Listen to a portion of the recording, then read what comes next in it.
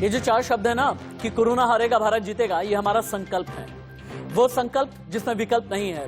दिल्ली, मुंबई, अहमदाबाद, जयपुर, नोएडा, गाजियाबाद, गुरुग्राम शहर गिनते जाइए। कोरोना से संक्रमण और मौत के आंकड़े बता रहे हैं कि शहर शहर कोरोना का कहर बढ़ता ही जा रहा है। नमस्ते, मैं राशिद। देश में कोरोना वायरस के बढ़ते मामलों के बीच आज प्रधानमंत्री नरेंद्र मोदी सभी राज्यों के मुख्यमंत्रियों के साथ ठीक आधे घंटे के बाद बैठक करेंगे। ये बैठक सुबह और दोपहर में 2 अलग अलग चरणों में वीडियो कॉन्फ्रेंसिंग के जरिए होने जा रही है। पहले हिस्से की बैठक सुबह 10 बजे अब से आधे घंटे के बाद होगी। 8 राज्यों के मुख्यमंत्री हिस्सा लेंगे। जहां कोरोना का कहर सबसे ज्यादा है वो राज्य हिस्सा लेंगे शुरुआती आधे घंटे में। महाराष्ट्र, केरल, दिल्ली, पश्चिम बंगाल, छत्तीसगढ़, हरियाणा, राजस्थान, हिमाचल प्रदेश होंगे। लेकिन सवाल बहुत बड़ा है। दिल्ली में कहर है, गुजरात में भी असर है, लेकिन भारत ने यह ठान लिया है कि कोरोना को हरा करके रहेंगे। और 8 राज्यों के मुख्यमंत्रियों के साथ में प्रधानमंत्री की बैठक होने वाली है। कहा यह जा रहा है कि प्रधानमंत्री रक्षा सूत्र देंगे। प्रधानमंत्री सीएम से यह जानेंगे कि कंटेनमेंट जोन कितने बढ़ गए हैं। प्रधानमंत्री मुख्यमंत्रियों से यह भी जानेंगे कहीं ऐसा तो नहीं कि आगे आने वाले दिनों में फिर से लॉकडाउन लगाना पड़ेगा। अभी की बड़ी खबर, ब्रेकिंग न्यूज, कोरोना प्रभावित राज्यों के साथ प्रधानमंत्री की आज बैठक होने जा रही है। 8 राज्यों के साथ बैठक करेंगे पीएम मोदी। वर्चुअल बैठक में मौजूद रहेंगे सभी मुख्यमंत्री। कोविड और वैक्सीन पर बात की जाएगी। आगे किस तरह का प्रारूप तैयार किया जाए और वर्तमान स्थिति की समीक्षा भी की जाएगी। देश में कोरोना वायरस के बढ़ते मामलों के बीच प्रधानमंत्री की अहम बैठक है, जहां पर कोरोना का कहर सबसे ज्यादा है। सबसे पहले उन मुख्यमंत्रियों के साथ में बात की जाएगी। इसके बाद दोपहर 12 बजे बाकी बचे राज्य और केंद्र शासित प्रदेशों के मुख्यमंत्री और जितने भी प्रशासकीय प्रमुख हैं उनके साथ भी प्रधानमंत्री की बैठक होने जा रही है। पीएम मोदी त्योहारी मौसम के बाद आई कोरोना की लहर और मौजूदा स्थिति की समीक्षा बैठक करेंगे।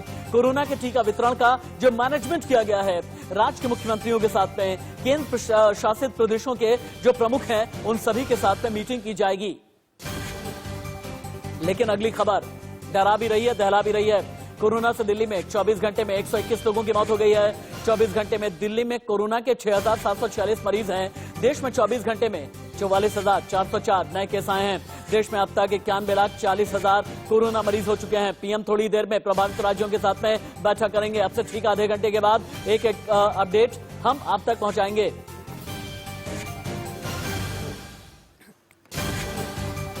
तो प्रधानमंत्री नरेंद्र मोदी का इन बैठकों में जोर इस बात पर होने जा रहा है कि कोरोना का टीका अगले 2 महीने के भीतर जन सामान्य के वैक्सीनेशन के लिए उपलब्ध होगा या फिर नहीं, और ऐसी सूरत में तब तक कोरोना से बचेंगे कैसे, कड़ाई से पालन कैसे किया जाएगा बचाव के लिए, कोरोना से बचाव के उपाय में लापरवाही को रोकने के लिए क्या कड़े कानूनी उपाय हैं या फिर नहीं, सख्ती कितनी बरती जाए, इन सभी पर प्रधानमंत्री नरेंद्र मोदी की बात होने वाली है। आपको याद होगा पीएम मोदी का जोर रहा है जब तक दवाई नहीं तब तक ढिलाई नहीं, और इसी नीति पर भारत चलता रहा है। लेकिन प्रधानमंत्री तमाम राज्यों के मुख्यमंत्रियों के साथ में आज बैठक करने जा रहे हैं, जिसमें वैक्सीन के स्टोरेज, ट्रांसपोर्टेशन, वैक्सीनेशन मैनेजमेंट, इन सभी को लेकर के क्या तैयारियां हैं राज्य सरकार की, केंद्र की क्या तैयारी है, इन सभी पर डिस्कशन आज होने वाला है।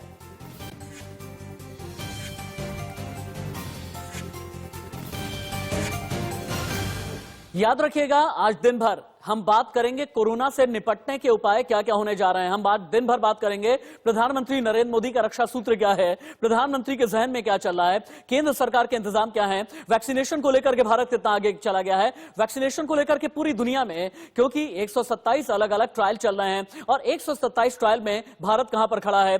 भारत में कोवैक्सीन से लेकर के कोविशील्ड तक इन सभी के ट्रायल की क्या क्या जानकारी है, एक एक अपडेट हम आप तक पहुंचाएंगे।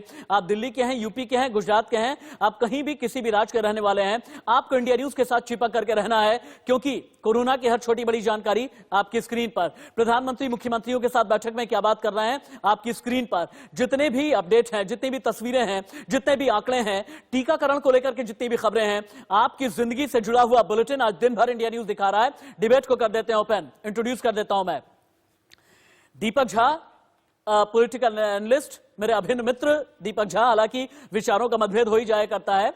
सचिन भल्ला, आप भी राजनीतिक विश्लेषक हैं, बहुत मुखर तरीके से अपनी बात रखते हैं। विक्रम बिधूड़ी हैं मेरे साथ में, भारतीय जनता पार्टी के नेता प्रवक्ता हैं। शिवम त्यागी थोड़ी देर के बाद में जुड़ेंगे। मेरी सीनियर कोलीग शालिनी भारद्वाज हैं। शालिनी भारद्वाज के पास में इंडिया से लेकर के और बाकी पूरी दुनिया में वैक्सीनेशन को क्या लेकर क्या चल रहा है, हर एक छोटी बड़ी जानकारी है।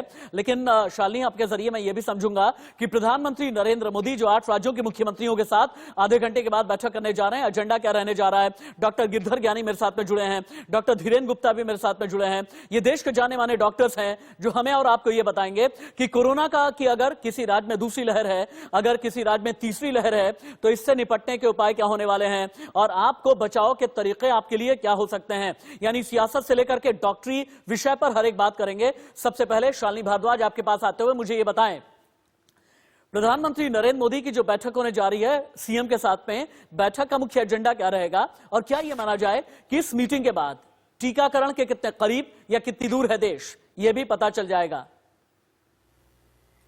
जी बिल्कुल राशिद, मैं बताना चाहूंगी, पहली बात तो ये है कि जो स्ट्रैटेजी है यानी कि जो ड्राफ्ट है वैक्सीनेशन को लेकर, जो टीकाकरण को लेकर ड्राफ्ट है, वो सरकार ने पूरी तरह से तैयार कर लिया है। ऐसे में बात ये की जा रही है कि आखिरकार टीकाकरण की जब शुरुआत होगी यानी कि जो पहला चरण होगा उसमें किसको शामिल किया जाएगा। तो ये साफ हो गया है कि पहले जो है फ्रंट लाइन हेल्थ वर्कर्स है, जिसमें पैरामेडिकल स्टाफ, नर्स और डॉक्टर हैं, उन्हें शामिल किया जाएगा और पहले की जो संख्या है वो 1 करोड़ होगी। यानी कि ये संख्या बाद में बढ़ते बढ़ते स्ट्रेटेजिकली अगर सरकार चलेगी तो ये संख्या बाद 40 से 50 करोड़ अगस्त से लेके जुलाई तक जो है वो टीकाकरण की जो पूरा रेशियो है आपने तैयार किया है। लगभग 25 से 30 करोड़ जो है वो वैक्सीनेशन यानी जो वैक्सीन है, टीका है, वो भारत में उपलब्ध होगा, जैसे कि हमारे केंद्रीय स्वास्थ्य मंत्री। मैं शालिनी आगे आपके जरिए ये समझूंगा कि वैक्सीनेशन मैनेजमेंट, ट्रांसपोर्टेशन, स्टोरेज, इन 3 चीजों को लेकर के भारत कितना तैयार है और अगर वाकई में टीकाकरण के लिए तैयार है तो क्या हिंदुस्तान में इमरजेंसी अप्रूवल भी मिल सकती है, हम ये भी बात करेंगे। दीपक झा जी, सचिन भल्ला जी, विक्रम बिधूड़ी जी, मैं सियासत की बात बाद में कर लूंगा, लेकिन आज बात होगी सेहत की, आज बात होगी सुरक्षा की, आज बात होगी जिंदगी बचाने की। और इसीलिए विक्रम बिधूड़ी जी, मेरा आपसे सवाल है, पूरा देश ये जानना चाहता है कि क्या टीकाकरण के बहुत करीब भारत आ गया है? अगर टीकाकरण के करीब आ गया है, क्या आने वाले दिनों में दवाई से भी भारत बहुत ज्यादा दूर नहीं है? और प्रधानमंत्री नरेंद्र मोदी का किस तरह का रक्षा सूत्र आज प्रभावित राज्यों के मुख्यमंत्रियों को मिलने जा रहा है? टीकाकरण के मामले में हम सभी के लिए वास्तव में बहुत प्रेरणादायी भी है। मैं ये बात सिर्फ भारतीय जनता पार्टी के नाते इसलिए कह सकता हूं कि पूरे देश भर के अंदर अपने भाजपा शासित राज्य के गृह मंत्री अनिल विज जी द्वारा पहला जो टीका का वास्तव में अपने ऊपर उपयोग करना और उसका पॉजिटिव और नेगेटिव रिपोर्ट लेना, ये वास्तव में हम सभी के लिए सीखने की चीज है कि पहला टीके का जो कहीं ना कहीं उन्होंने अपने ऊपर जो एक्सपेरिमेंट किया है कि पॉजिटिव और नेगेटिव जनता पर जाने से पहले कम से कम भारतीय जनता पार्टी और गृह मंत्री होने के बाद भी उन्होंने सबसे पहला उपयोग अपने ऊपर किया है। और जैसा कि देश के अपने स्वास्थ्य मंत्री माननीय डॉक्टर हर्षवर्धन जी ने कहा कि अगले वर्ष तक लगभग 30 करोड़ लोगों को वैक्सीन का टीका लगभग उपलब्ध होगा और जो कि उसके असर की बात है लगभग 60% अनिल विज जी के अनुसार हम कहें कि उन पर वो धीरे धीरे पॉजिटिव रिपोर्ट आ भी रही है और उस पर साक्षात्कार है भी। देखिए पॉजिटिव रिपोर्ट आ रही है और यही एक वजह है कि दीपक झा जी और सचिन भल्ला, मेरी अपनी बात पूरी कर लें, बिधूड़ी जी अपनी बात पूरी कर लें। हाँ, मैं ये कहता हूँ, रही बात दिल्ली की, देखिए पिछले दिल्ली में अगर हम 3-4 महीने का कार्यकाल देखें, ये सब एक दूसरे को कनेक्टेड करते हैं। देश के गृह मंत्री माननीय अमित शाह जी के हस्तक्षेप के बाद दिल्ली में निश्चित ही कोरोना कंट्रोल हुआ, लेकिन उसके बाद दिल्ली सरकार का, केजरीवाल सरकार का जो रवैया रहा कि वो डेंगू में लग गए, जिसका उनका कोई लेना देना नहीं था एमसीडी बिधूड़ी जी मैंने शुरुआत में ये बात कही थी, बिधूड़ी जी मेरी बात सुनिए, विज्ञापन पर सरकार चलाते रहे, मैं एक दूसरे के साथ कनेक्टेड है। मेरी बात सुन लें आप, सर सम्मान बिधूड़ी जी मेरी बात सुन लें, आप मेरे साथ में क्या हुआ वो प्रदूषण पर आए। बिधूड़ी जी रुक तो जाइए, हो गई ना चिचिलाट शुरू, 4-5 महीने हो गई ना चिचिलाट शुरू। अरे मेरी जिंदगी की बात कर लीजिए सर। अरे भल्ला जी रुक तो जाइए महाराज, भल्ला जी रुक जाइए ना, मेरे जीवन की बात कीजिए। अरे भल्ला जी मेरे जीवन की बात करें प्लीज, भल्ला जी मेरे जीवन की बात करें, मेरे जीवन की बात करें, मेरे जीवन की बात करें, नहीं रुक जाइए, नहीं चिचिलाट नहीं, बाकी लोग हैं, नहीं बाकी लोग हैं, एक मिनट सर, अरे सियासत सारी ऑडियो नीचे, सारा ऑडियो नीचे और मेरी सुन, आप किसी की आवाज नहीं जा रही है, जो चीखेगा चिल्लाएगा आवाज मैं नीचे कर दूंगा, क्योंकि आज की ये मीटिंग जो प्रधानमंत्री की होने जा रही है ना, बहुत ही ज्यादा इंपॉर्टेंट है, ये इसका रेलेवेंस है, आप लोग समझिए। मैं अपनी जिंदगी की बात कर रहा हूं, सियासत की बात 20 मिनट के बाद मैं पूरा पैनल दे दूंगा, ओपन पैनल दे दूंगा, आप लोग करते जाइएगा। केजरीवाल को कोसिएगा, कोई बीजेपी को कोस लेगा, कोई कांग्रेस को कोसता रहेगा, पक्ष विपक्ष ये सब करते रहेंगे। अभी बात सिर्फ जिंदगी की, जीवन की बात कर लेते हैं, रक्षा सूत्र की बात कर लेते हैं। दीपक झा के पास में चलते हैं। दीपक झा, दिल से बताइएगा, खुशी तो होती होगी ना कि टीकाकरण के बहुत करीब भारत पहुंचता चला जा रहा है, प्रधानमंत्री इतने एक्टिव हैं, मुख्यमंत्रियों के साथ में बैठक भी कर रहे हैं, टीकाकरण के इतने नजदीक हम तब चले जा रहे हैं जबकि 11-12 दिसंबर को यह कहा गया है कि अमेरिका में भी पहला टीका लगना शुरू हो जाएगा। दीपक झा, सियासत से अलग बात कीजिएगा दीपक भाई। जी राशिद भाई, बहुत बहुत बधाई। देखिए, आपसे मेरे मतभेद हो सकते हैं, डिबेट हो सकती है, लेकिन मेरा आपसे कोई दुराभाव नहीं हो सकता।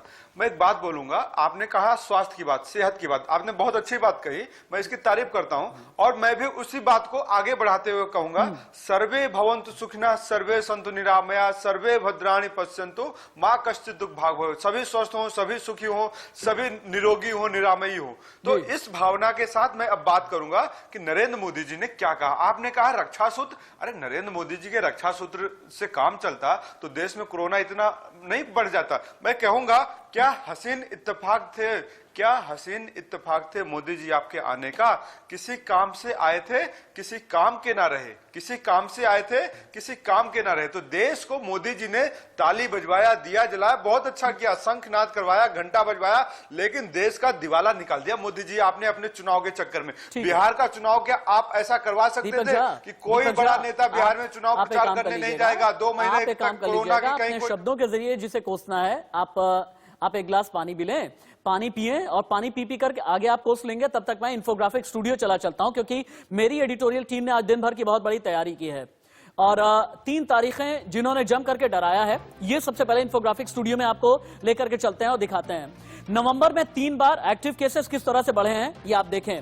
नवंबर ने कैसे डराया है। 18 नवंबर लगभग 4,42,000 केस और इनमें 3,908 केस घटे, लेकिन 19 नवंबर 4,43,000 केस, 344 केस बढ़े। 20 नवंबर को 4,39,000 एक्टिव केस आए और इनमें 3,258 नीचे चले गए यानी घट गए। लेकिन ठीक अगले दिन 21 नवंबर को 732 केस बढ़ गए, 4,40,000 केस आए। 22 नवंबर 2,480 केस एक्टिवली बढ़ गए, यानी एक्टिव केस बढ़ करके 22 नवंबर को 4,43,000 हो गए। तभी ये कहा जाने लगा कि कई शहरों में दूसरी लहर है और कई शहरों में इसके अलावा तीसरी लहर की भी बात हो रही है। कोरोना पाप को अभी रोकिएगा, ब्रेकिंग न्यूज चलाइए। WHO की एक ब्रेकिंग न्यूज है, उसके बाद फिर चीन का कोरोना पाप हम चलाएंगे। बहुत बड़ी खबर है और खबर बड़ी यह है कि चीन का दौरा करेगी WHO की टीम, WHO के हेल्थ एक्सपर्ट्स की टीम चीन का दौरा करने वाली है। चीन में वायरस और सोर्स का पता लगाया जाएगा, यानी वुहान लैब से निकला वायरस, किसी इंसान से निकला वायरस, जानवर से निकला वायरस, ये पता चलेगा। अब चीन का कोरोना पाप इन्फोग्राफिक को लेकर के आइए क्योंकि कनेक्टेड है। चीन का कोरोना पाप तुरंत ही लेकर के आए। चीन का कोरोना पाप किस तरह से एक्सपोज हो गया है। WHO ने हेल्थ एक्सपर्ट्स की एक टीम चीन भेजने का फैसला किया है, जैसा कि ब्रेकिंग में पता चला है। टीम पता लगाएगी चीन में वायरस का मुख्य सोर्स क्या था। खोजा जाएगा कि कोरोना जानवर से इंसान तक पहुंचा या वजह कोई और है। उम्मीद है चीन सहयोग करेगा। संगठन के इमरजेंसी डायरेक्टर माइकल रायन ने यह बात कही है। WHO खुलासा भी करेगा क्या चीन में वुहान की लैब से निकला कोरोना वायरस या किसी षड्यंत्र की तरह बड़ा इशारा है। लेकिन वैक्सीन को लेकर के ताजा जानकारी क्या है, बाद में चलेंगे, बाद में वैक्सीन को रोकिए क्योंकि फिर से चलते हैं अपने गेस्ट के पास में।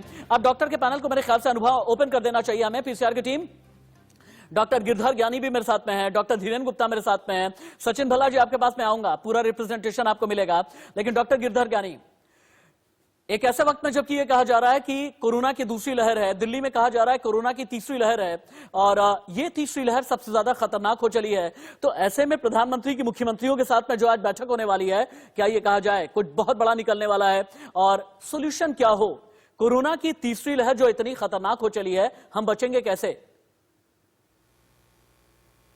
देखिए, आपको मैं बार बार कह रहा हूं, ये हम पहली दूसरी तीसरी लहर की बातें जो कर रहे हैं वो सिर्फ इसलिए कर रहे हैं कि ये केसेस बढ़ जाते हैं, उसको हम दूसरी या तीसरी लहर कह देते हैं। हाँ। आपको ये मान के चलना कि हम जनता के अंदर वो जो प्रचार होता है वो शायद हम कर नहीं पाए, जनता को हम समझा नहीं पाए कि जब तक ये एक व्यक्ति में भी अगर आपका इन्फेक्शन है देश में तो फिर से वो फैल सकता है। अब जो हम आदमी काम करने जाता है ऑफिस में, वहां मास्क पहनता भी है, कभी नहीं पहनता, जब वो घर आता है मास्क उतारता है नेचुरली, और घर के जो 6 सदस्य हैं उनको वो संक्रमण दे देता है। हाँ। ये सारा जो है खेल इसी संक्रमण को फैलाव का है और इस फैलाव को रोकने के जो तरीके हैं वो बार बार हम आपको बता रहे हैं कि मास्क पहनिए, और अगर एक दूसरे से बात करनी है तो 15 मिनट से ज्यादा बात मत करिए। ठीक है। और उसके बाद अगर कोई लक्षण है तो टेस्ट करवाइए फौरन, और जैसे ही अगर आपके बुखार या ऑक्सीजन की लेवल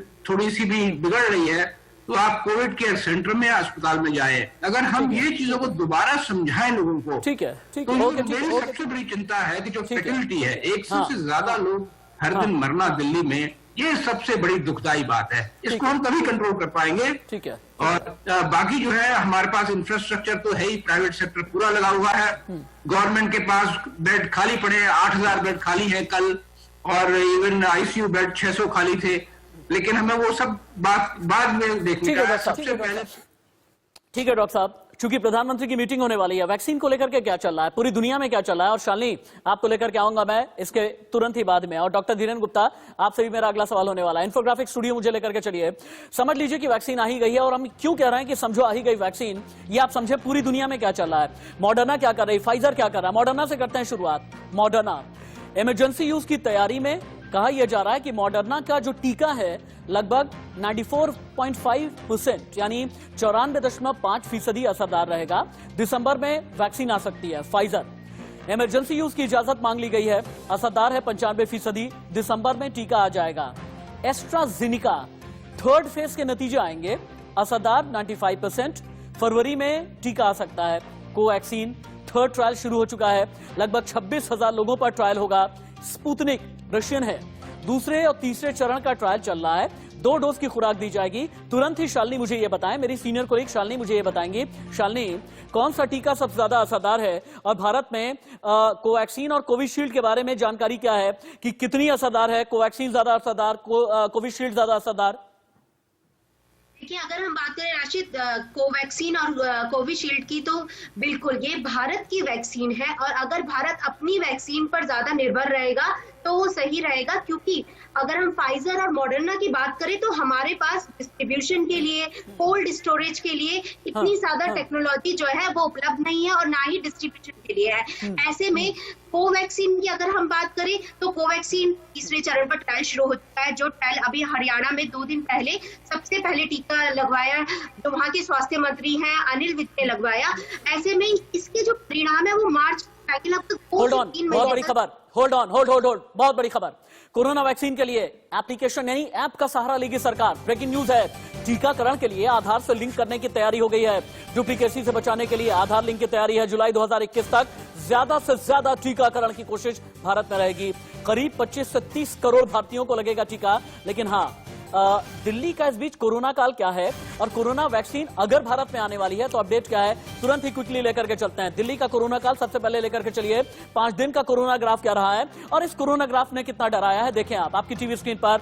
और कैम 2 को थोड़ा सा और अप कर दें। 22 नवंबर को 6,746 नए केस आए, 121 की दिल्ली में मौत हो गई। 21 नवंबर 111 लोगों की मौत। 20 नवंबर को फिर पलटते जाएं, तुरंत ही पलटते जाएं। 20 नवंबर को 6,608 नए केस आए, 118 की मौत हो गई।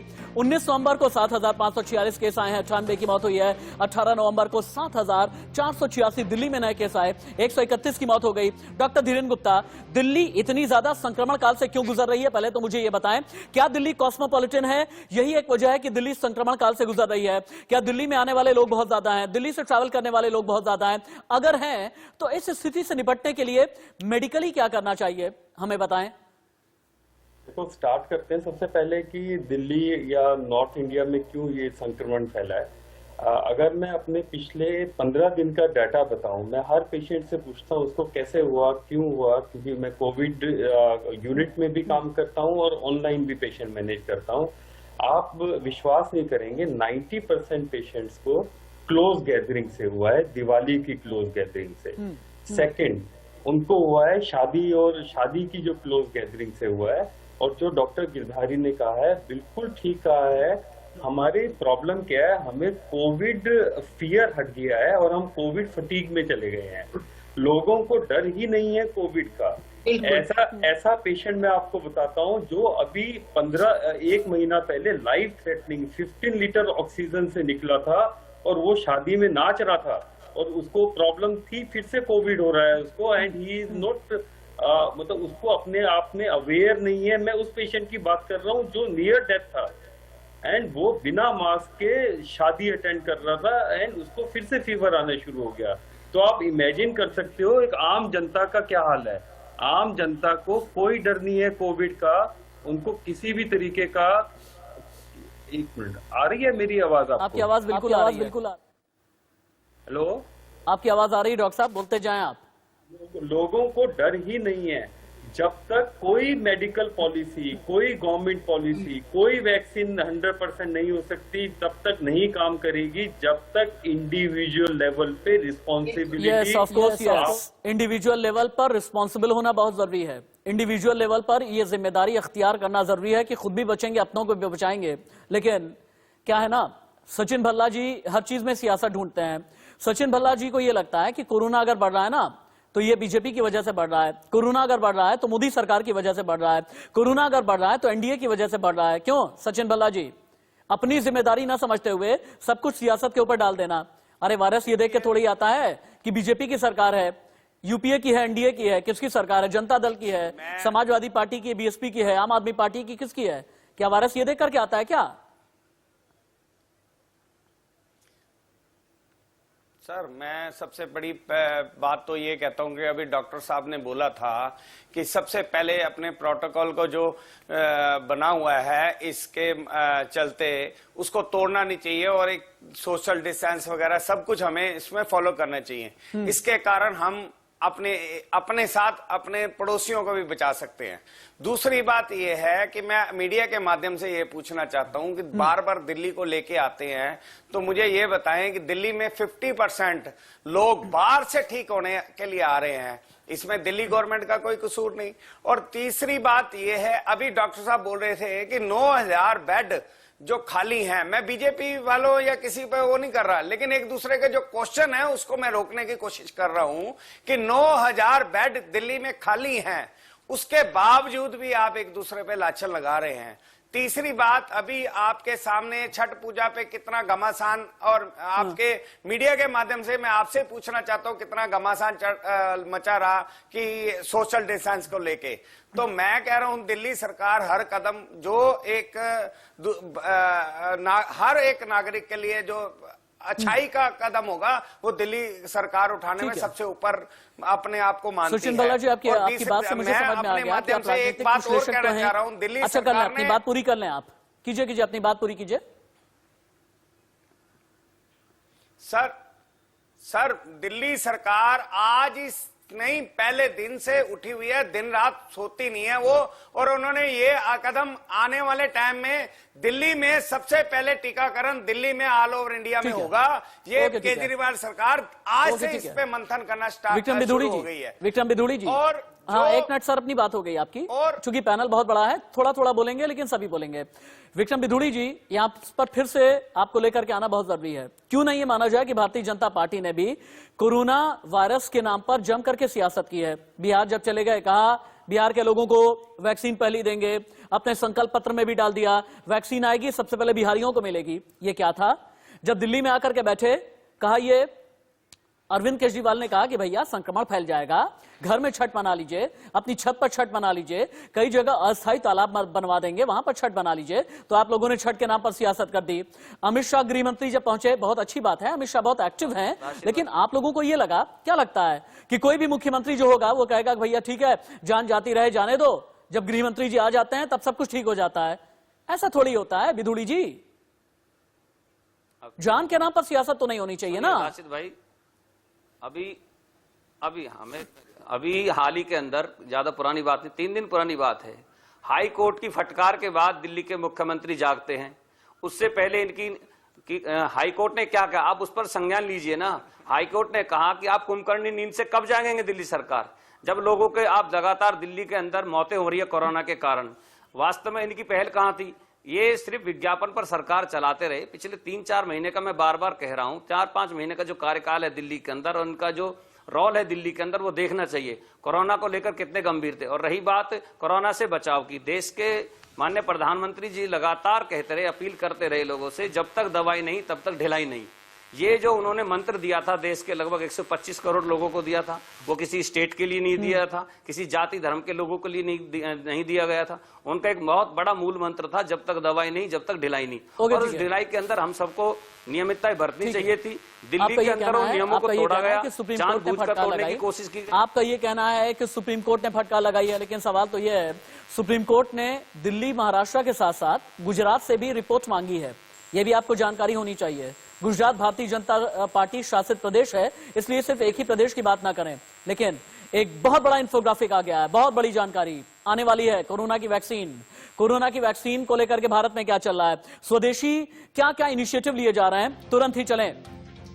स्वदेशी कोरोना वैक्सीन, कोवैक्सीन के ट्रायल लास्ट फेज में आ चुके हैं। वैक्सीन को डेवलप कर रही भारत बायोटेक ने फेज 3 ट्रायल का ऐलान कर दिया है। हरियाणा के स्वास्थ्य मंत्री अनिल विज ने वैक्सीन का डोज लगवाया था। ट्रायल्स देश भर के 23 इंस्टीट्यूशंस में लगभग 26,000 वॉलंटियर्स पर होंगे।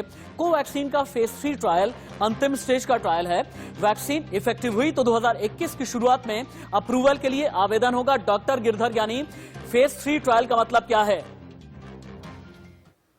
हाँ जी, फेज 3 हमारा जो है वो कंक्लूडिंग फेज होता है, जिसके अंदर हम एफिकेसी के साथ साथ साइड इफेक्ट भी देखते हैं। ठीक है, और ये बहुत जरूरी है कि जो दावे होते हैं ना 90% या 75%, इसके साथ साथ हम जो साइड इफेक्ट देखते हैं और एज ग्रुप देखते हैं कि डिफरेंट एज ग्रुप के ऊपर इसका क्या इम्पैक्ट होगा, तो ये बहुत सावधानियां बरती जाती हैं बिफोर ICMR फाइनली अप्रूवल इसको देगी। तो ये सब कुछ हो रहा है फेज 3 में। और ऑक्सफोर्ड की जो वैक्सीन है, जिसके साथ हमारा पुणे जो सीरम इंस्टीट्यूट का टाई अप है, वो इस समय सबसे आगे चल रही है। ठीक है, और हो सकता है कि वो और हमारा जो भारत वैक्सीन है, ये दोनों हमारे ये तो कोवैक्सीन और कोविशील्ड की बात हो गई, लेकिन वैक्सीन पर पूरी दुनिया क्या कर रही है?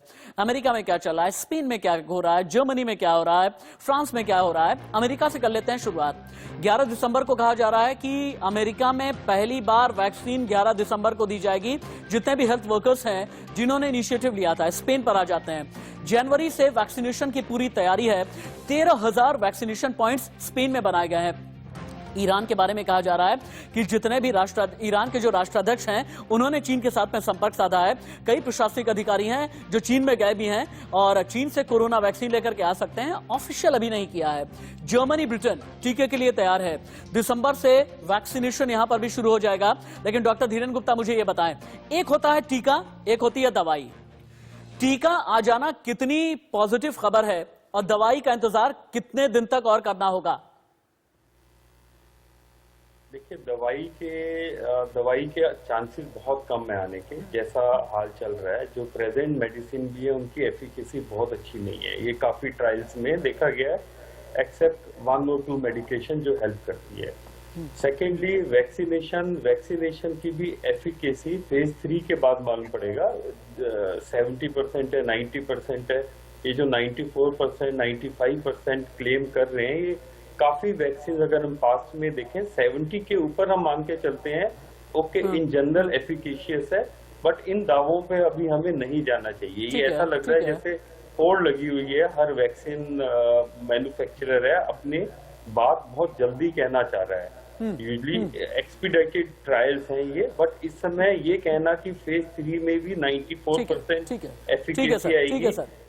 मैं इससे पहले की हेडलाइंस की तरफ बढ़ूं, दीपक झा से एक सवाल करना चाहूंगा। दीपक भाई, प्रधानमंत्री नरेंद्र मोदी बहुत ही ज्यादा एक्टिवली इनिशिएट कर रहे हैं, बहुत ही एक्शन में गृह मंत्री हैं, एक्शन में हेल्थ मिनिस्ट्री है, और एक कहते हैं ना कि इंक्लूसिव स्टेप उठाना, ये सब किया तो जा रहा है। टीका बहुत जल्दी आ जाएगा, कम से कम टीका तो लगवाएंगे ना? या ये कह देंगे कि अभी पीएम मोदी जी हैं, भारतीय जनता पार्टी की केंद्र में सरकार है, टीका नहीं लगवाऊंगा भाई, टीका कहीं भगवान ना हो? क्यों दीपक भाई? टीका लगवा लीजिएगा, आपसे बहुत स्नेह है मुझे। राशिद भाई, आप स्वस्थ रहें, ये चाहता हूं मैं। राशिद भाई, ये भगवा मैंने पहना है और भगवा मेरे तिरंगे का रंग है। ये भाजपा की बपौती नहीं है। पहली बात मैं भाजपा वालों को बता देता हूँ। दूसरी बात, जो टीका बन रहा है वो देश के डॉक्टरों की मेहनत से बन रहा है।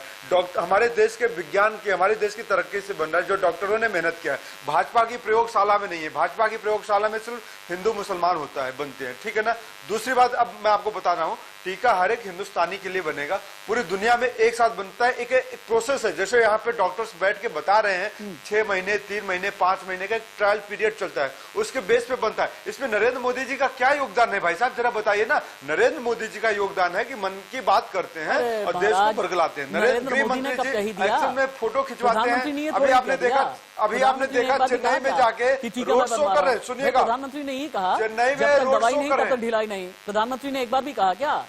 प्रधानमंत्री ने अपनी जबान से कहा क्या एक बार भी? चेन्नई में जाके रोड शो कर रहे हैं, कोरोना से निजात मैं दिला दूंगा। भाई प्रधानमंत्री तो बार बार देश के सामने आकर के एक ही बात बोलते हैं ना कि सावधान रहिए, सजग रहिए, सचेत रहिए। टीका भी क्या दीपक भाई, टीका भी भगवा गैर भगवा कर देंगे, टीका भी बीजेपी गैर बीजेपी कर देंगे। देखिए शालिनी बहुत रिसर्च कर रही है।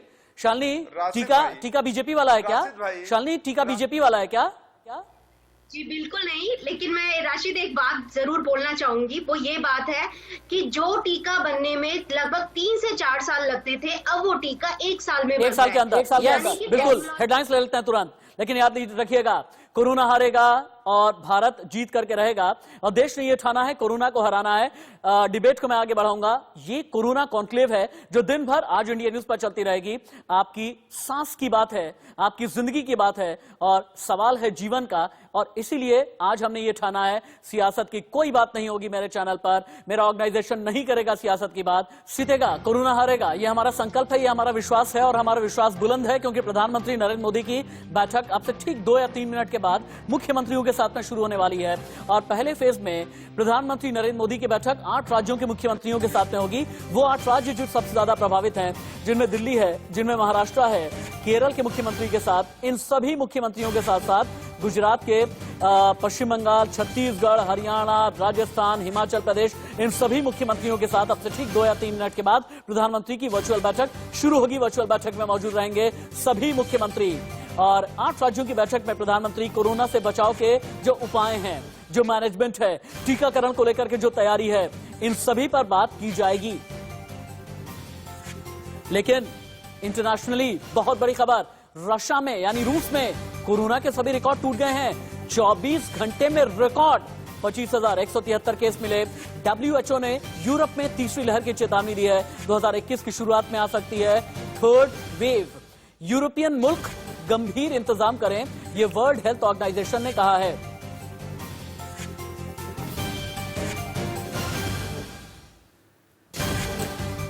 अब एक एक इंफोग्राफी के जरिए आप ये समझें कि शरीर हमारा वायरस से किस तरह से लड़ता है, शरीर की तैयारी क्या होती है। क्या होता है ना, हमारे शरीर में एक बड़ा गजब का सिस्टम है जो नेचर ने बनाया है। जब भी कोई वायरस करता है अटैक, हमारा शरीर आइडेंटिफाई करता है यानी पहचान लेता है कि कोई बाहरी वायरस है, शरीर में एक्टिव हो गया है। एक इम्यून सेल जिसे बोलते हैं APC, एंटीजन प्रेजेंटिंग सेल, सबसे पहले वायरस को ये निगल लेता है। ये वायरस प्रोटीन के गुण दिखाता है जिसे बोलते हैं क्या, एंटीजन। इससे टी सेल्स हमारे शरीर के अंदर हो जाते हैं एक्टिव, जो एंटीजन को पहचान कर बी सेल्स को कर देते हैं एक्टिव, यानी टी सेल बी को एक्टिव कर देता है। इम्यून सेल तेजी से बढ़ने लगते हैं और वायरस से लड़ते हैं, और वायरस से लड़ने के प्राइमरी इम्यून रिस्पांस के दौरान बुखार, खांसी, सांस लेने में दिक्कत होती है। डॉक्टर साहब के पास में चलते हैं। डॉक्टर गिरधर ज्ञानी, पिछले 8-9 महीने में मैंने जितने भी बुलेटिन किए हैं, न्यूज बुलेटिन किए हैं, मैंने ये जाना है। चलिए, डॉक्टर साहब का संपर्क टूट गया। डॉक्टर धीरेन मेरे साथ में है। डॉक्टर धीरेन, मुझे समझाइएगा, क्योंकि कहा यह जा रहा है ना पिछले 8-9 महीने में कोरोना वायरस ने भी अपना प्रारूप बदला है, कोरोना वायरस और भी ज्यादा एक्टिव हो गया है, कोरोना वायरस ने अपनी जो पूरी शील्ड है ना उसे और भी ज्यादा मजबूत कर लिया है। तो क्या ऐसे में हिंदुस्तान के लोग, अगर वैक्सीन आती है, कोरोना के खिलाफ लड़ाई में मजबूत हैं? हमारा शरीर इतना तैयार है? क्योंकि पिछले दिनों मैंने यह भी सुना था कि जो लोग कोविड पॉजिटिव होने के बाद नेगेटिव हुए हैं, उनमें रिलैप्स होने के चांसेस फिर से दोबारा से जनरेट होने लगे हैं। देखिए, ये वायरस जो है मुख्यतः प्रभावित करता है जिनमें कोमोर्बिडिटीज हैं, लाइक डायबिटीज, ओबेसिटी। अगर आप इंसिडेंस देखें अपने देश में तो हाईएस्ट है ऑल ओवर वर्ल्ड। तो कहने की बात है, हमारे यहाँ वल्नरेबल पॉपुलेशन है बहुत ज्यादा और रहेगी। जैसा आपने बोला कि इनेट इम्यूनिटी एक मुख्य शील्ड होती है, इस वायरस को प्रिवेंट करती है। वो इनेट इम्यूनिटी हमारे देश में, हमारे देश के जो जनसंख्या है उसमें काफी कम है। और यही कारण है कि अफेक्ट होते हैं। ये समझ लीजिए नेचर और कहते हैं कि एक हाइजीन थ्योरी के कारण रिलेटिवली केसेस कम है, रिलेटिवली केसेस की डेथ कम है as compare to western countries.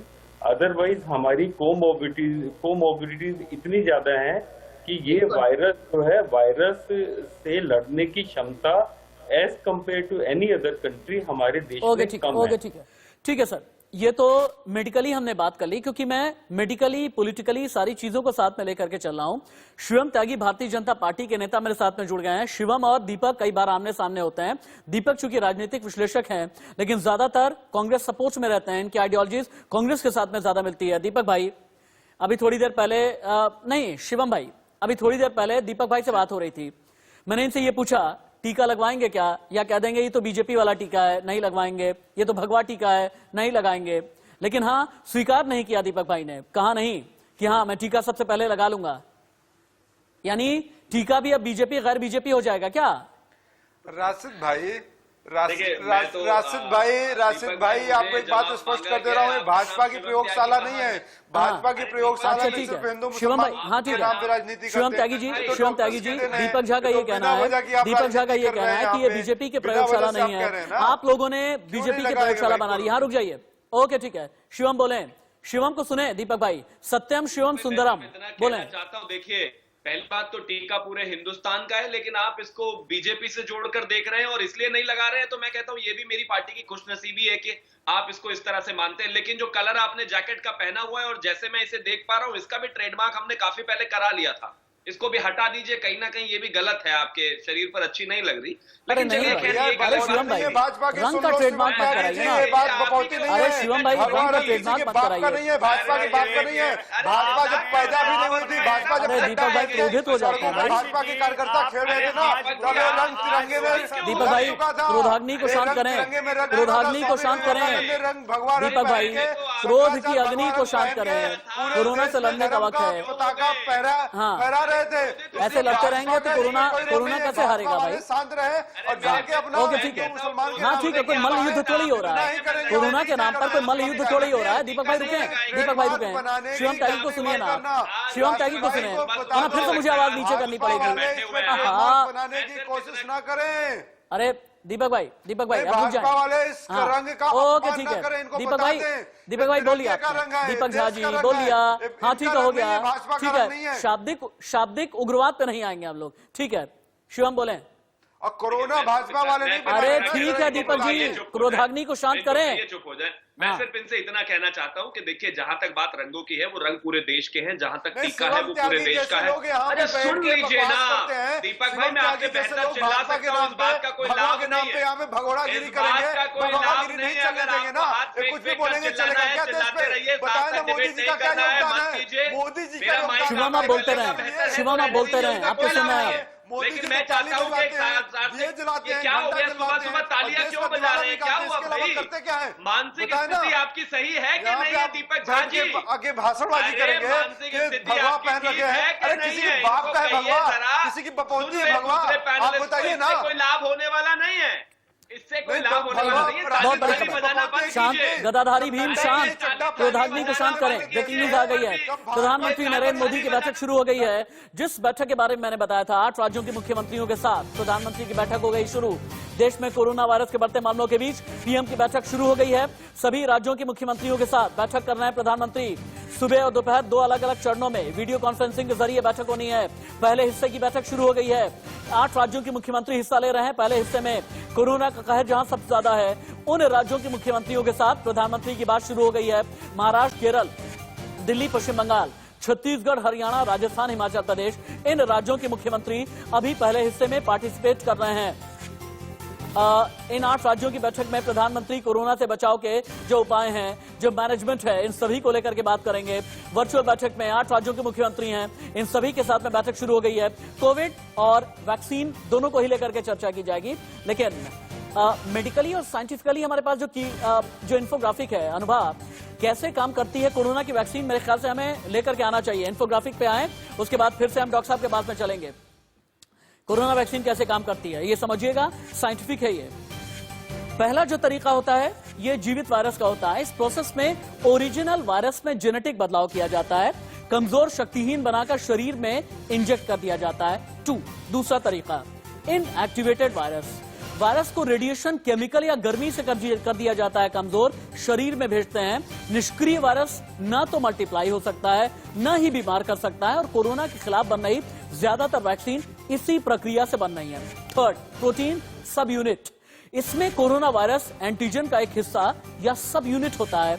इसमें कोरोना वायरस का जो बाकी हिस्सा नहीं होता, इस वजह से मल्टीप्लाई होता नहीं, नुकसान पहुंचाने की स्थिति में बिल्कुल भी नहीं होता।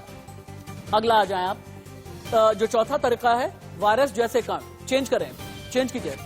इस प्रोसेस में वायरस जैसे कण शरीर में भेजे जाते हैं, दिखते वैसे ही हैं, लेकिन अंदर का जेनेटिक मटेरियल इनमें नहीं होता, खोखले होते हैं, जिससे शरीर को नुकसान नहीं पहुंचा पाते। खैर कोई बात नहीं।